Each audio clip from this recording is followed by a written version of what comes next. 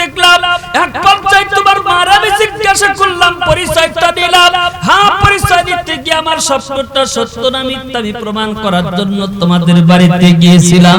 ওখান থেকে দোকান আসলাম, সবকিছু দেখলাম, আমার স্বপ্নের সঙ্গে বাস্তবতার মিল আছে। ডাক দেয়া বলতেছেন, বাবা রে, কতদিন পর্যন্ত তুমি দুনিয়াতে থাকবা তা আমার জানা নাই, তবে আমি তোমার একটা অনুরোধ করিয়া যাই, যত তুমি ইবাদত করতেছো, নেক আমল করতেছো, এর চাইতে আর একটু নেকির পরিমাণটা বাড়াইয়া দাও। তোমার মা কবরের ভিতরে বড় আরামে আছে। আল্লাহু আকবার আওয়াজ দিয়া বলেন। ও এলাকার যুবক ভাইরা, আমার মুরব্বি বাবাজিরা, একটা নেককার সন্তান যদি আপনি বানাইতে চান, এমনি আপনি কিন্তু আপনার সন্তানকে নেককার বানাইতে পারবেন না। হ্যাঁ, যদি নেককার সন্তানের বাবা হইতে চান, মা হইতে চান, অবশ্যই আপনার আরামের ঘুমকে হারাম করতে হবে। ওই যে রাতের 4টার সময় উঠিয়া ঠান্ডা পানি দিয়ে ওযুটা বানায়া যায় নামাজের ভিতরে সিজদায় পড়তে হবে। যায় নামাজটা আপনার চোখের পানিটা ভিজাইতে হবে, আর মাওলারে ডাক দেয়া বলতে হবে, আল্লাহ, আমারে তুমি যেই সন্তানটা দিয়েছো তুমি নেককার সন্তান হিসেবে কবুল করিয়া নাও। জামানার বড় একজন বুজুর্গ হিসেবে আল্লাহ তুমি কবুল করিয়া নাও। ওরে মা, ওরে বাবা, আপনার চোখের পানির উসিলায় আপনার সন্তানটা বড় একজন বুজুর্গ হবে, আপনার সন্তানটা বড় একজন নেককার হইয়া যাবে। আর আপনার সন্তানটা যদি নেককার হয়, দুনিয়াতেও দামি, আখিরাতেও কামিয়াব। কথা বলেন ঠিক না বেঠে?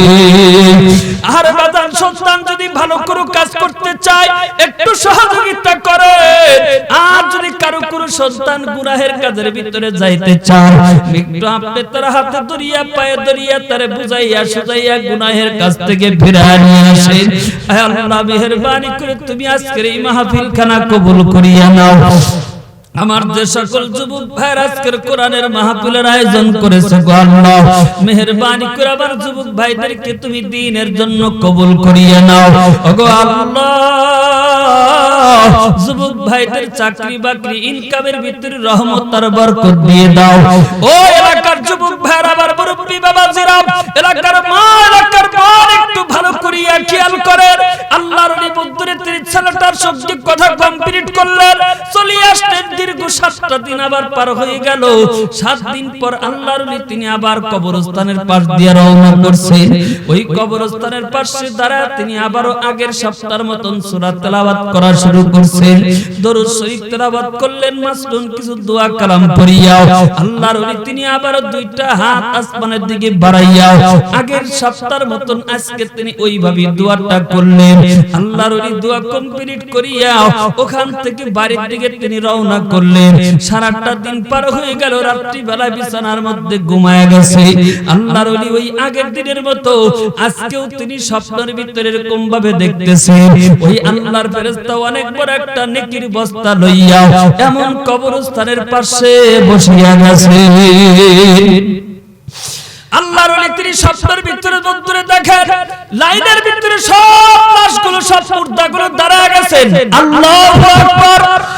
আল্লাহর ওলি বন্ধুরে স্বপ্নের ভিতরে ওই যে গত সপ্তাহে যে মহিলা কবরস্থানের ভিতরে একা একা বসেছিলেন, কোন রকমের তার টেনশন ছিল না, পেরেশানি ছিল না। এমন একটা কবর তিনি খুঁজতেছেন, এমন একটা লাশ তিনি খুঁজতেছেন, কিন্তু ওই জায়গার ভিতরে লাশটা নাই।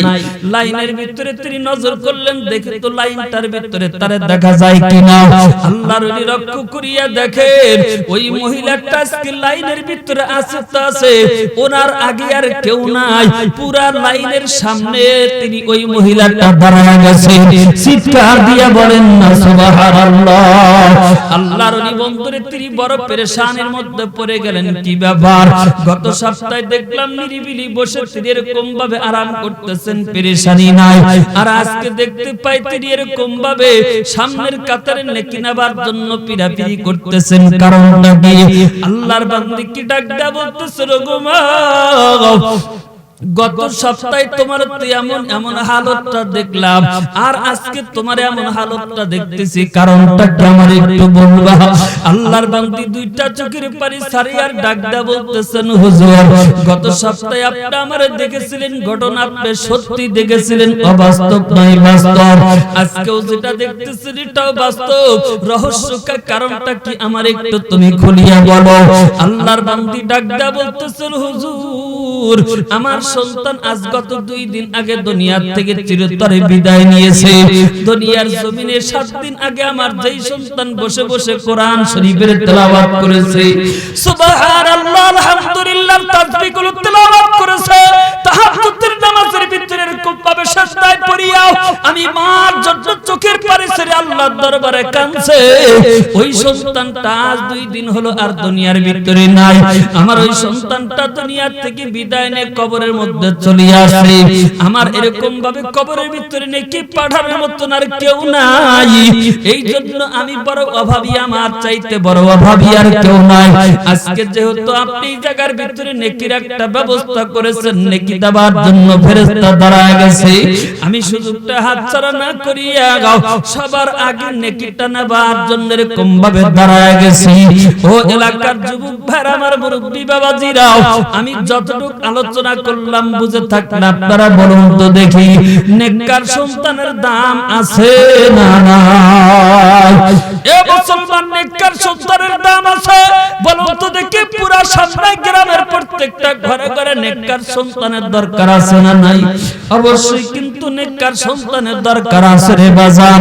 ওই এলাকার মুরব্বি বাবাজিরা, এলাকার যুবক ভাইরা, মা বোন যারা আছে, আমার সকলের কাছে একটাই অনুরোধ থাকবে, নেককার যখন যুবকেরা করবে সহযোগিতা করবে, যখন যুবকেরা অন্যায় কাজের ভিতরে যাবে তাদেরকে একটু বোঝানোর চেষ্টা করবে। আয় আল্লাহ মেহেরবানি করে আজকের এই মাহফিলখানা তুমি কবুল করিয়া নাও। আল্লাহ আজকের মাহফিলের আমার 2 জন মুরব্বি, আল্লাহ মেহেরবানি করে তাদের জবান থেকে দামি কথাগুলো বের করিয়া দাও। সকলেই বলেন আল্লাহুম্মা আমিন।